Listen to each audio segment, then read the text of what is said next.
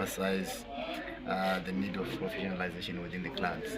And one of the most important aspects, especially when it comes to Tier 1, is we haven't had any issue pertaining players not being paid or unrest within the camp. In as much as sometimes they didn't have any wins to them during the first half of the season, there hasn't been any challenges, and we never had any reports from the player to say no, we are not being paid well. So we're very excited, and for us it makes our job also easier in respect to clubs who are honoring their contractual obligations and also paying on time, and also making sure that players are guaranteed of safety in their workplace. So that's one of the main reason why we exist. One, and we see clubs like Tier 1. It gives us more motivation and less work to do, because we applaud them and we want them to stay in the league everywhere in football. I think they're a beacon and also they're a torchbearer in terms of how they are executing their work and job. It's been a challenge, to say the least. I think even when it comes to now, especially when the season goes to an end, we are faced with so many challenges in clubs, players coming to the offices, non-payment of wages and signing on fees. And you also look at the players wants to move because their salaries are not paid in time. And we have got cases that are pending also, that are there within the labour courts, and some of them within the ZIFA. So it's basically we are not happy with probably 1/3 of the teams that have been paid bonuses or salaries in time. And probably I'm on a percentage scale, in terms of signing on fees, we have got a lot. Probably about 50% of clubs that have honored their signing on fees to the players, and it's a worrying sight, and it's a worrying scenario in terms of where we want to go in football, and what we would want the job security of players, so that we don't see players moving from one club to another.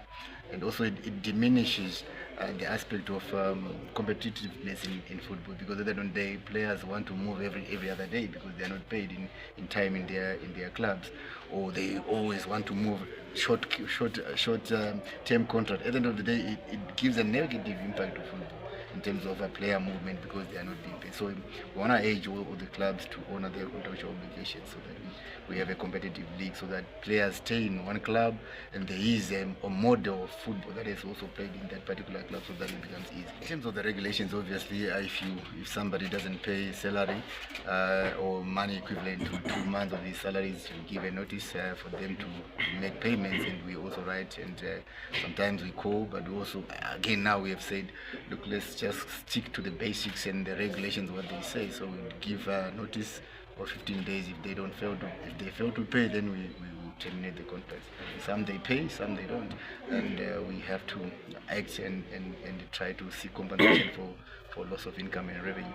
Well, the regulations are clear, and everybody wants to come into football, obviously, and we also we reach out to each and every club that also comes into football to tell them exactly what we expect also as a union, and what we expect them to do, and also to adhere to the principles of professionalism and act in a manner that we also believe that it serves football. So we have negotiations. We speak to every other club and tell them the regulations and what it entails and what our job requires. And at the end of the day, if they don't honor to contractual obligations, obviously we are going to have to act on it and try to make sure that players are safe.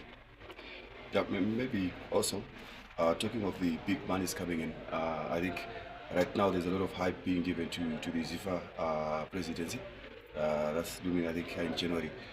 Having played for quite a long time, now you're representing the players. You know the landscape of football in Zimbabwe. What exactly do you think we should be having, considering where we are and where we want to go? What type of a candidate do we really need to put Zimbabwe forward? I think somebody who has got integrity. That's the most topical and the most important issues that we need to realize.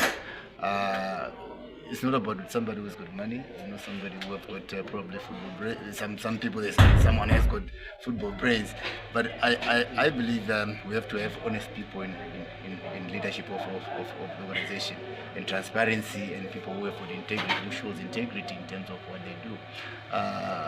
Football is a complicated sport to manage, to be honest, and it's not easy. It's not everybody. Yeah, well, I've seen a lot of people who have who wants to be in there.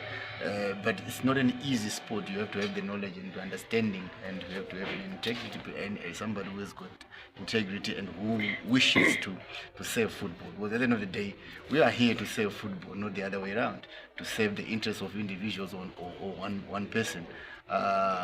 We took up the method to say, look, we want to help football, we want to help the players. So if somebody comes in, has to come and help football, not the other way around. We've got above 3,500 members dotted across all regions of the country, because we do team visits in every region, be it Premier League, Division 1, Division 2, even younger players, and also women as well. So we encompasses everybody who plays football in this country, and we also try to represent them in the best way possible we can be able to do.